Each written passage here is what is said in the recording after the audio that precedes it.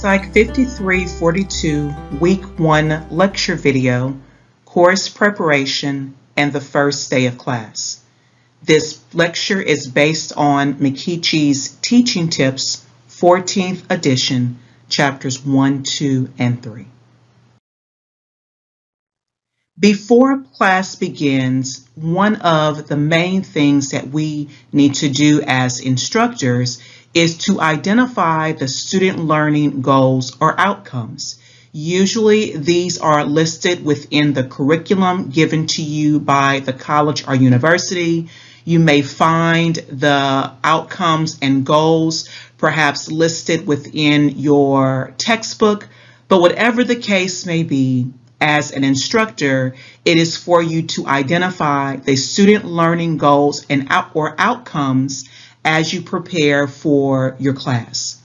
The next thing that you would want to do as an instructor is to create a syllabus for the course. The syllabus for the course lays out all of the instructions, all of the expectations, an outline of assignments to be given. Either this syllabus will be given to you by your university or college that you can now tailor to fit your own needs, or it'll be something that you will have to start afresh. A good way to create your syllabus is to mirror or to mimic what has been taught or how the course has been taught against other universities or colleges, benchmark, if you will, and then find something that is close to what you desire to teach in your course, and then tailor it to fit your own individual needs, personalities, and again, the student learning goals or outcomes of your students. Next, you want to set some goals for yourself as the instructor. How is it that you want to carry out your teaching style? How is it that you want to incorporate those nuances that are relative to the culture of the college or the culture of the university? How will you thread all of those nuances, all of those ideas into your own teaching style that will allow you to bring your students to a place of academic achievement? And then finally, if it has not been done for you, if you are given the task of ordering your textbooks or organizing your reading material before class begins, this is a good time to look through the textbook to see if the textbook aligns to your own goals as an instructor, as well as the outcomes for student learning, and then organize your reading material, any supplemental material that you may have. Now is the time to organize that so that you can insert it into your syllabus and you can organize the structure of your class. So cycling back to creating a syllabus.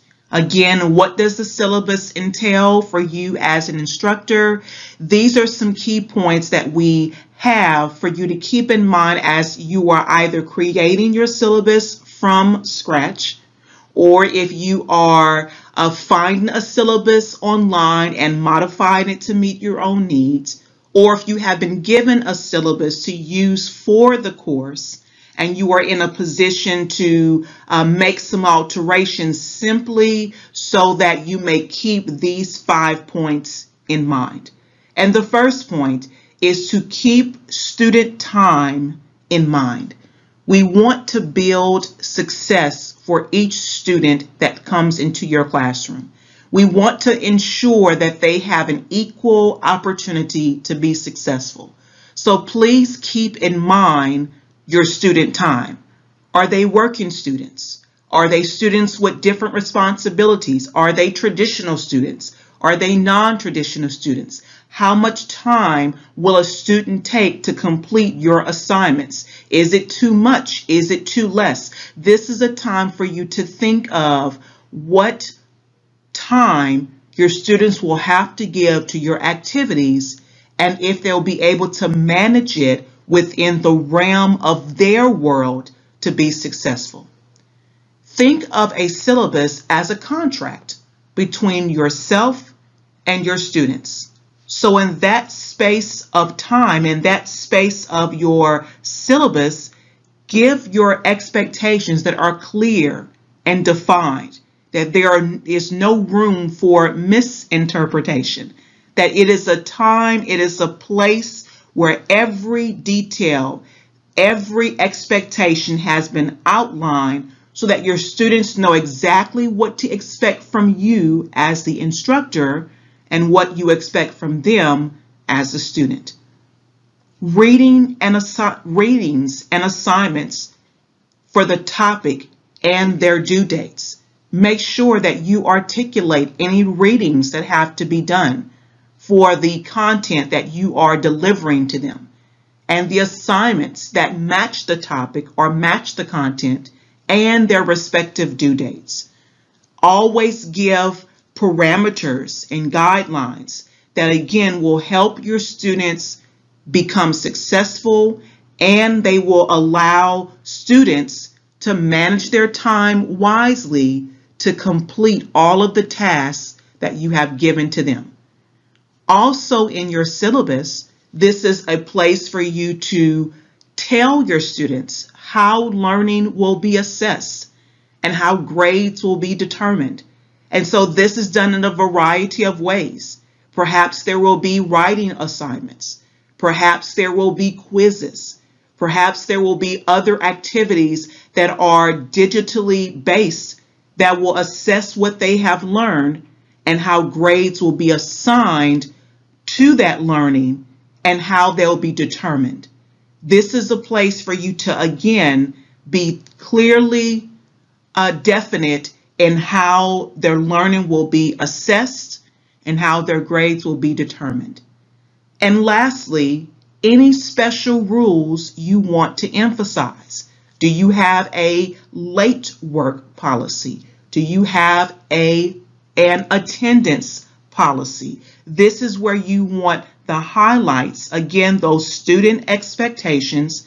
You want that information listed here for the students to read. And also in your syllabus, there will also be a place for all of the expectations of your students from the college or the university. So all of that information is in one place that now you have the opportunity to use as an introduction to your course in making your video that will welcome your students to your course, as well as a face-to-face meeting within the course that you will now deliver the highlights of your syllabus to your class for discussion and for feedback. You may also decide that you want to create a syllabus quiz that will now drive your students to reading your syllabus and answering questions based on what you have highlighted as necessary information for your students to understand and to know. Teaching preparation. Before class begins, you are to choose appropriate teaching methods. This is where you will now decide, do you want to do more of lecture-based? If you want to do lectures, do you want your lectures to be interactive? Are you going to incorporate some sort of dialogue, any class discussion? For the online setting, this is where perhaps you want to lay out a list of activities that can be done asynchronously with your students. So this is where you are choosing appropriate teaching methods. And then you are also choosing or selecting appropriate technology. Where there'll be an online quiz that you will have your students to take. What is the appropriate technology that you are going to use in your class? Start thinking about these things now, because if you plan as you teach, then it will not be effective in your delivery. You will have to juggle too many things at one time. So take this time before class begins and plan all of these details out. It will save you in the end. It will save you in the teaching that you will have to do. And this is also a time to kind of prepare for yourself a portfolio or a teaching journal. For this course and for the course that is directly after this course, 5342, which is where you are now, the next course, 6181, you will have to prepare a teaching journal. And so even beyond these classes, beyond your time here, as you go out into the field, it is a good practice to have a portfolio or a teaching journal. And so a portfolio can either list either your exemplars or your examples, or it can contain student work. So again, as you are looking into the next year or the next semester of your teaching, then you have some referencing of what worked and what did not work and what you could tweak and what you can do better, so that you are improving each time you teach the courses assigned to you. So now you are with the first day of class. Your students you have the roster before you. You are able to have access into the class. Your students have access to the class. This is either in an online setting or this can be a residential setting. You are setting the stage. And now you have the opportunity to break the ice. And so what does breaking the ice look like in an online setting? It could be a post getting to know you as the student. You could pose questions that you want your students to ask, or to answer rather, about themselves, so that you can get to know each of the personalities of your students and begin to build rapport with them. This works the same way in a residential setting. You will ask questions. Maybe it's group work. Maybe it's a think, pair, share. Maybe it's a game that you would like to play with your students. Whatever the case may be, you want to break the ice. You don't want to go immediately into the content, immediately into your syllabus. You want to create a warm, welcoming, and nurturing environment for your students, that they are comfortable not only to learn, but they are more comfortable to relate with you and to ask you questions, and know that their asking of questions will help to establish a work relationship for their academic achievement. You are in the place to set the stage. In setting the stage, you are now able to build community. Build community in several ways is what we have listed here before you. Connection and participation. How are you going to foster connection in your class? Not only connecting to you as the instructor, but connecting to each other. The students connect to each other. How will you do that? And participation. That you are not simply just talking to an audience, but they are engaging in your lecture. There's dialogue going on in the lecture. And so for an online setting, that is usually our discussion board. That platform is where we are able to gauge participation and keep it going by the questions and the prompts that we have that are beyond the original prompt from the content. So your discussion board is where you are able to build community. So think about how to maximize in that frame of how to build connections and how to increase participation with you in the learning community. In your discussion board, which is the place where most of our connections are made, create it in such a way that there is a safety and a belongingness to the class. And so this can be done simply by having some statements there that you are creating an environment that is safe and where they belong, or you can ask those additional questions that will now have your students to answer in such a way that they feel safe and that they feel belong, or that they know that they belong. because of the questions that you have asked and the questions that you have pulled from their own getting to know you activities. So this is a place for you to be very invested in your students. This is a place for you to create the success of your students by the environment that you have built in for them. And to always let them, the students know, or let them know that you support them. To always allow them to know that you are here to empower what they are learning in your class. That there is a sense of support from not only you as the instructor, but also from their peers. And this is an empowering moment that will allow every student to learn. And so this empowerment piece of it is with the responses. This is where you can show and tailor your students how to respond to each other in the discussion board.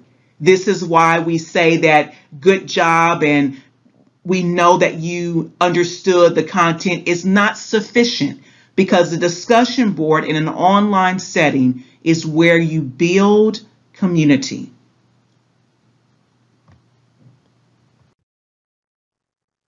So this is the place where I will now give your instructions for your mock Meet the Instructor video.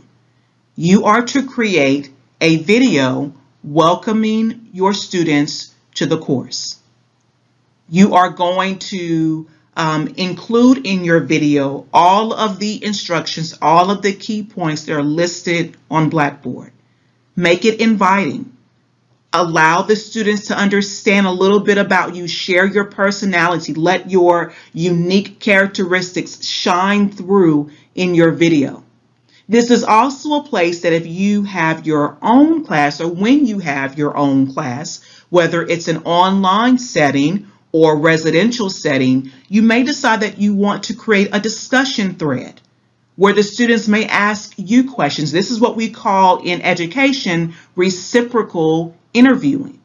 And as your students are asking you questions, answer the questions that are posed, or answer the questions that are posted, to create a dialogue about you so that your students may understand the type of instructor that will be delivering information and content to them that is in charge of their academic success. In your mock Meet the Instructor video, this is where you want to deliver your commitment to their success. What are you going to say? How will you convey that message? Make sure that it's included in your video. You want to allow your students to understand your office hours. How may they contact you? If they have any questions or comments or concerns, what is the appropriate way to ask those questions? What is the appropriate way to reach you, to reach out to you, to ask those questions that will help them understand the material? How will they visit you? How will they know? And how will they communicate with you? Is it by email? Is it just by coming into your virtual office hours? How do you want your students to communicate or to contact you? And then to let them know, of course, when you are available, what are some resources that you can give to them? What are you willing to do to make sure that they have a successful experience in your class? And finally, when is the appropriate time to have a positive attitude and be respectful? Always. Always give your students your best. Always give your students hope of what they can do. Always listen to your students. And always be in a place that you are able to confront maybe some unresolved or maybe some nuances that come up in you that you were not aware of. Always be flexible in who you are as an instructor and always evolving as an instructor. Remember, your students are seeking ways to find out, are you a rigid instructor? And if you are, then give that information to your students and explain why the rigidness is there. Are you willing to help your students? Before they even ask the question, deliver the information to them. Allow your students to see the transparency of your teaching methodology, to see that your teaching style, it's really just for them. Are you easily rattled? This is a place where you'll have to evolve, that you will have different personalities that will enter into your classroom. And so you have to work on those student-teaching relationships and interactions so that you may come to an understanding without being rattled easily by maybe what the students may be bringing into your classroom.